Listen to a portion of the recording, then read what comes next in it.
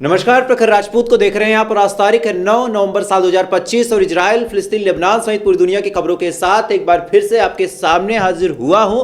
इस वीडियो में आज हम आपको डिटेल में बताएंगे कि ईरान ने एक ऐसी मिसाइल बना ली है।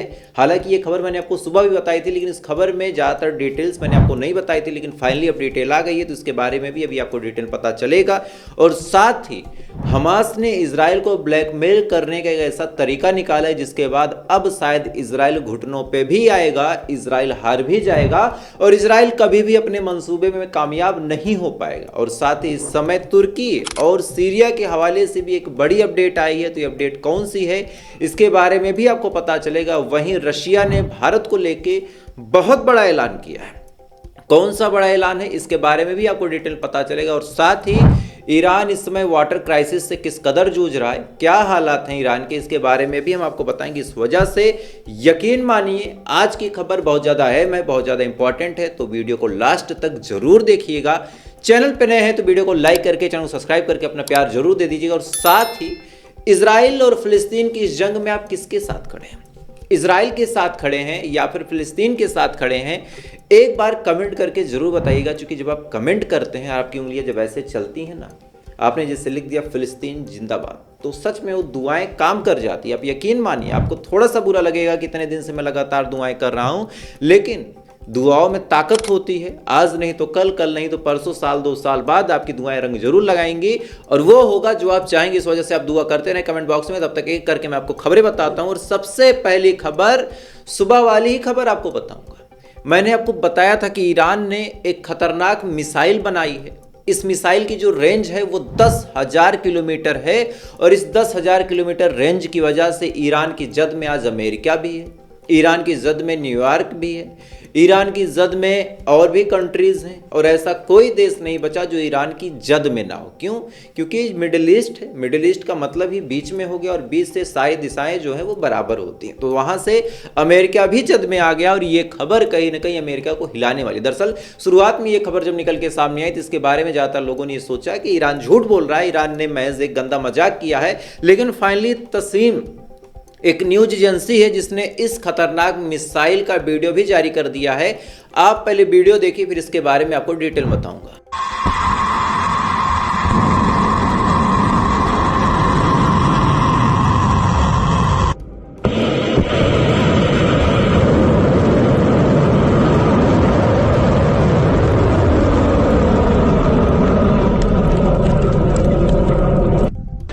می‌بینید درباره مسائل موشکی چه جنجالی راه بیندازن در دنیا که ایران موشک دارد، ایران موشک دقیق دارد. بله ما موشک داریم، موشک دقیق داریم. موشک ما هدف را با فاصله چند متری از فاصله چند هزار کیلومتری قادر است بزند. این رو با قدرت به دست.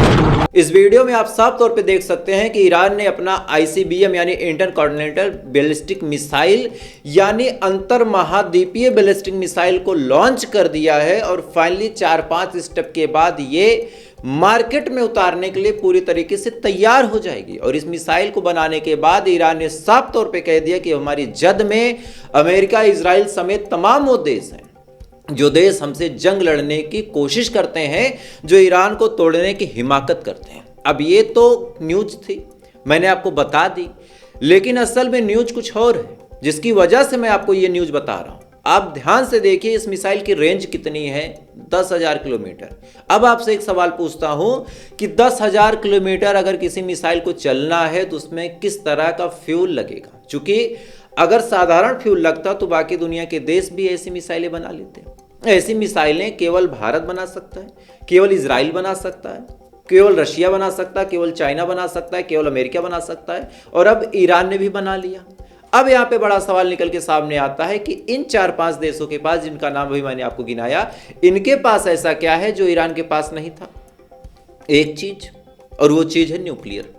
अब आपसे एक सवाल पूछता हूं, बड़ा सिंपल सा, कि अगर ईरान की भी मिसाइल 10,000 किलोमीटर की रेंज आराम से तय कर ले रही है, तो 10,000 किलोमीटर तक दागने के लिए ईरान ने उसमें कौन सा फ्यूल डाल दिया? क्या ईरान के पास पहले फ्यूल नहीं था? जाहिर सी बात है था। तो अब ऐसा क्या हो गया जिसके बाद ईरान ने इतनी लंबी रेंज की मिसाइल बना ली? कहना जहां तक है कॉन्फिडेंस के साथ कहूं तो ये गलत बात होगी, लेकिन अंदर की खबर ये दावा कर रहे हैं कि ईरान ने कुछ न कुछ न्यूक्लियर फ्यूजन उसमें फिट किया है, जिसकी वजह से उसमें न्यूक्लियर रिएक्टर बन रहे हैं और जिस वजह से कंटिन्यूअस एनर्जी उस मिसाइल को मिल रही है और जिस वजह से ये मिसाइल 10,000 किलोमीटर की दूरी आराम से तय कर ले रही है। मतलब बड़ा साफ है कि ईरान के पास आज न्यूक्लियर की नॉलेज है। इसी न्यूक्लियर टेक्नोलॉजी का यूज करके ईरान ने ऐसी मिसाइल को बनाया है और यही न्यूक्लियर टेक्नोलॉजी आने वाले टाइम में धीरे धीरे अगर ईरान इनहेंस कर लेता है तो साल 2026 आते आते ईरान एक न्यूक्लियर पावर नेशन होगा। और अगर ऐसा सच में हो जाता है तो आने वाले टाइम में इजराइल की क्या सूरत हाल होंगी, अमेरिका का क्या मुस्तकबिल होगा, लेबनान का क्या होना है, हमास का क्या होना है, ये चीज़ें आपको समझाने की जरूरत नहीं है। ये चीज़ें अंडरस्टूड हैं कि अगर ईरान न्यूक्लियर पावर नेशन बन जाता है तो सबसे पहली बात तो ये होगी कि इजराइल अपने आप शांत हो जाएगा। इजराइल जो गुंडागर्दी करता है उसके पास दो ही एडवांटेज है, पहला न्यूक्लियर और दूसरा उसके पास एडवांस फाइटर जेट है। अब ईरान एडवांस फाइटर जेट को भी बनाने की कोशिश में लगा हुआ है लगातार। अभी कल की रिपोर्ट है कि रशिया से एक कार्गो ट्रेन भर के कोई सामान आया है, उसका वीडियो भी आप स्क्रीन पे देख लें, फिर इसके बारे में भी आपको बताता हूं।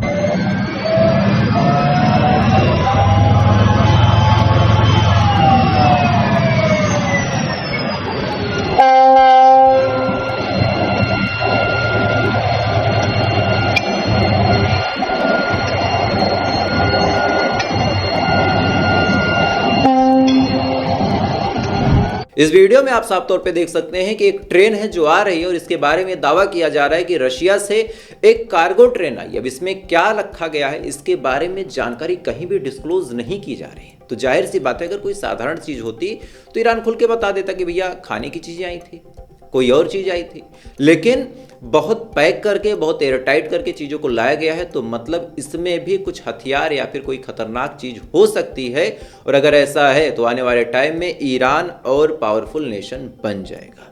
खैर, इधर ईरान लगातार अपनी ताकतों में इजाफा कर ही रहा है। दूसरी तरफ लेबनान के जो पार्लियामेंट स्पोक पर्सन है जिनका नाम है नबी बेरी ने भी इजराइल को लेकर अब साफ तौर पे कह दिया है कि बातचीत और इजराइल के साथ इसका कोई चांस ही नहीं है। यानी इन्होंने साफ कह दिया है कि इजराइल के साथ बातचीत अब पॉसिबल नहीं है, क्योंकि जब से सीज फायर हुआ इजराइल अपनी हरकतों से बाज नहीं आ रहा है, इजराइल लगातार हमले कर रहा है और अब हम बर्दाश्त नहीं करेंगे, अब हम इजराइल के साथ कोई डील भी नहीं करेंगे। ये बयान इन्होंने अल जजीरा के सामने दिया। अल जजीरा की रिपोर्ट के हवाले से और अलग अलग और न्यूज चैनलों की रिपोर्ट के हवाले से आपको ये खबर बता रहा हूं।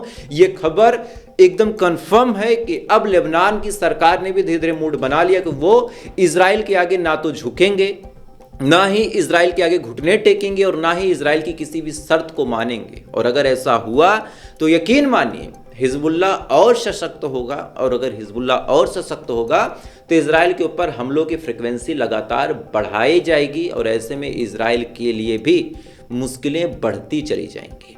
खैर, इधर ईरान ने घेरा, इधर हिजबुल्लाह और लेबनान ने घेरा। अब सुनिए, हमास ने भी एक नया कारनामा कर दिखाया। दरअसल हमास लगातार लाशों की तलाश में खुदाई कर रहा है अलग अलग जगहों पे, क्योंकि उसको पता ही नहीं कि कौन सी लाशें कहां दफन है। इसी दौरान एक लाश हमास के हाथ लगती है और उस लाश पे एक नेम प्लेट रखा था, क्योंकि ये लाश एक आर्मी ऑफिसर की थी और ये आर्मी ऑफिसर इजराइल का था और इसका नाम था हरदार गार्डियन। हरदार गार्डियन जैसे ही नाम इजराइल के उस सोल्जर के बारे में हमास ने पढ़ा और देखा, हमास की आंखों में चमक आ गई। क्यों? कहानी आप जानिए। दरअसल ये लाश इस जंग की है ही नहीं, यानी सीज फायर में इस लाश का कहीं कोई जिक्र ही नहीं है। ये लाश साल 2014 के जंग की है। अब बहुत सारे लोग नहीं जानते कि इजराइल और फिलिस्तीन के बीच साल 2014 में भी एक जंग हुई थी। ये जंग 8 जुलाई साल 2014 से चली थी। 26 जुलाई साल 2014 तक की ये जंग टोटल 50 दिन चली। इस टोटल जंग में फिलिस्तीन की तरफ से 2251 लोगों की मौत हुई थी। 2251 लोगों की मौत हुई थी और इसमें 551 के करीब बच्चे थे, साथ ही 299 के करीब महिलाएं थी, बाकी 1200 कुछ लोकल सिविलियन थे और बाकी जो लोग मारे गए थे वो हमास के लड़ाके थे, ऐसा ऑफिशियल डाटा कहता है। इधर इजराइल की तरफ से भी 66 आईडीएफ के सोल्जर मारे गए थे और 10-15 लोकल सिविलियन मारे गए थे। ये आंकड़ा इजराइल लगता है, हालांकि इजराइल अक्सर आंकड़ों को छुपाता है, झूठ बोलता है, हम सभी जानते हैं। तो इन्हीं 66 सोल्जरों में से एक सोल्जर था जिसका नाम था हार्दर गोल्डियन मारा जाता है। मारने के बाद गाजा की ज़मीन में दफन हो जाता है। परिवार वाले उसकी लाश के लिए तरसते रहते हैं। इजराइल की सरकार नाकाम रहती है उस लाश को लाने में। अब फाइनली लगभग जोड़ा जाए तो 4117 दिन बाद इस सोल्जर की लाश हमास ने खोज निकाली है। अब हमास यहाँ पे कौन सा खेल करेगा वो आप जानिए। दरअसल सीज फायर की शर्तों में जितनी लाशें की बात हुई थी उतनी लाश तो हमास खोद के दे देगा, लेकिन इस सोल्जर की लाश की बात हुई नहीं थी। अब यहाँ पे खेल देखिए कि ये खबर जब हमास ने पब्लिक कर दी तो इस आदमी के, इस सोल्जर के परिवार वाले परेशान हुए। उन्होंने कहा कि भैया हमारी लाश ला के दो।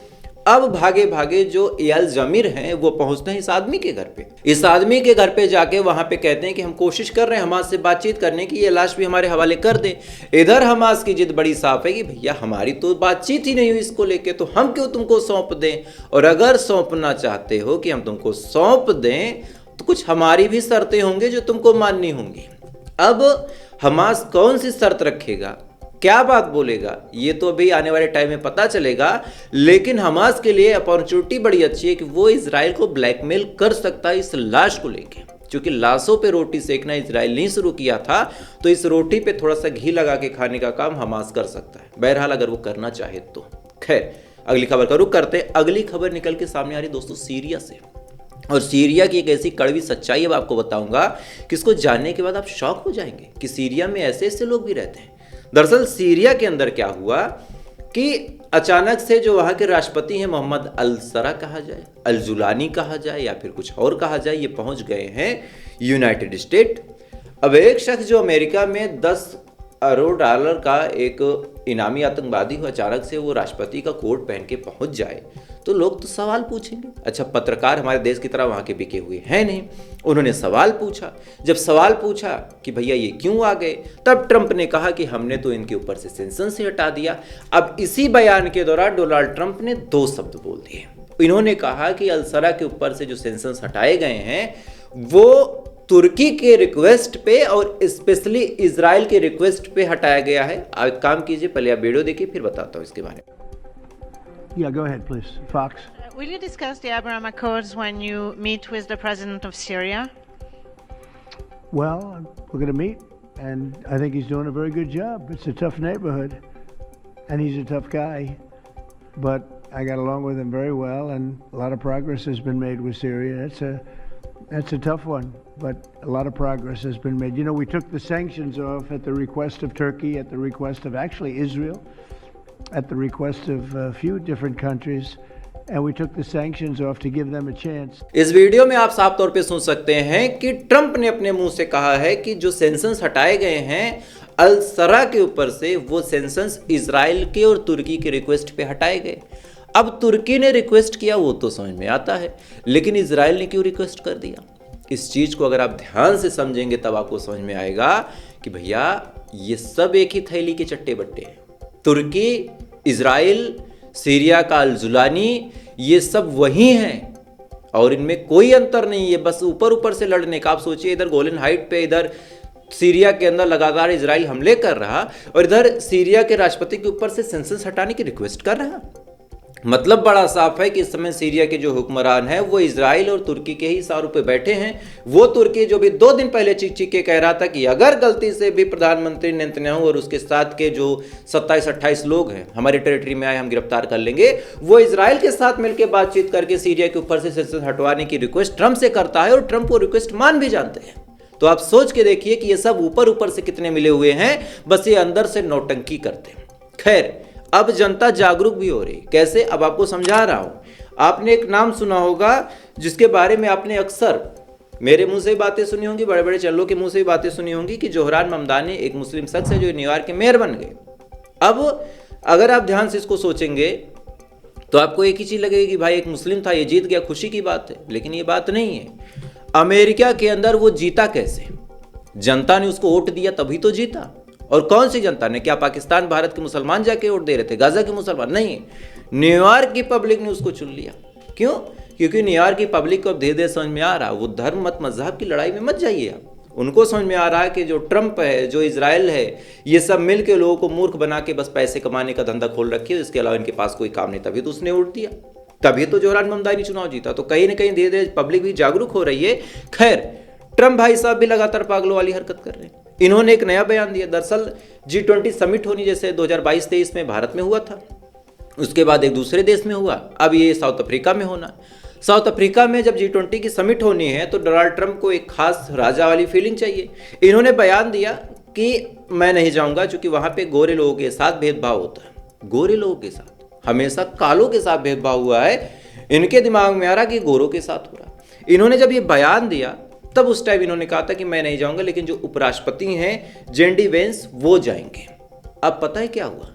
अब रिपोर्ट निकल के सामने आ रही कि जेडी वेंस भी नहीं जाएंगे और अमेरिका की तरफ से वहां पे प्रतिनिधित्व करने के लिए कोई भी नहीं जाने वाला। अब ये खबर सुनने में इतनी शॉकिंग है कि अगर अफ्रीका में ये जाते, कुछ बात करते में भी कुछ डेवलपमेंट हो जाता, लेकिन ये चीजें बर्दाश्त नहीं है इनको कि कोई भी देश तरक्की करे, कोई भी देश आगे बढ़े, ये चीजें बर्दाश्त नहीं है, तभी ये भाग रहे। खैर, इनके मुंह पे तमाचा मारने के लिए रशिया की तरफ से बड़ा बयान निकल के सामने आया। दरअसल अमेरिका ने भारत की कई सारी शिपिंग कंपनियों पे सेंक्शंस लगा दिए थे। एक जहाज ब्लेंडेड सी से लौटा भी था, इसके बारे में मैंने आपको बताया भी था। अब जो रशिया के राजदूत है डेनिस अलिपोव, इन्होंने साफ तौर पे कहा है कि भारत हमारा बड़ा अच्छा दोस्त है, भारत से संबंध सुधारने के लिए हम लगातार निरंतर प्रयास कर रहे हैं, और चूंकि भारत को तेल लेने में दिक्कत हो रही, इसलिए हम अल्टरनेटिव रास्ता भी खोज रहे हैं। अल्टरनेटिव रास्ता, अब इसका मतलब बड़ा साफ है कि अगर अल्टरनेटिव रास्ता खोज लिया गया तो आने वाले टाइम में भारत और रशिया के बीच तेल का जो ट्रेड है बढ़ता चला जाएगा। फिलहाल जितना तेल भारत लेता है उसमें 1/3 वो रशिया से ही लेता है, बाकी अरब अरब कंट्री से भी लेता है। तो आने वाले टाइम में ये कनेक्शन और स्ट्रांग होगा। और ये भी साफ तौर पे कहा है डेनिस अलिपोव ने कि अमेरिका और इजराइल चाहे जितनी कोशिश कर ले, भारत और रशिया की दोस्ती कभी तोड़ नहीं पाएंगे। तो सुनने में ये खबरें आपको छोटी लग सकती है, लेकिन वास्तव में देखा जाए तो ये खबरें काफ़ी इंटेंस है, काफ़ी बड़ी हैं और ये मुस्तकबिल चेंज करने वाली हैं। खैर, इस समय इजराइल के खिलाफ ईरान हो, लेबनान हो, इवन फिलिस्तीन के रेजिस्टेंस ग्रुप ने भी साफ तौर पे मोर्चा खोल रखा है। जब जब ये अटैक करते हैं मुंह तोड़ जवाब पाते हैं।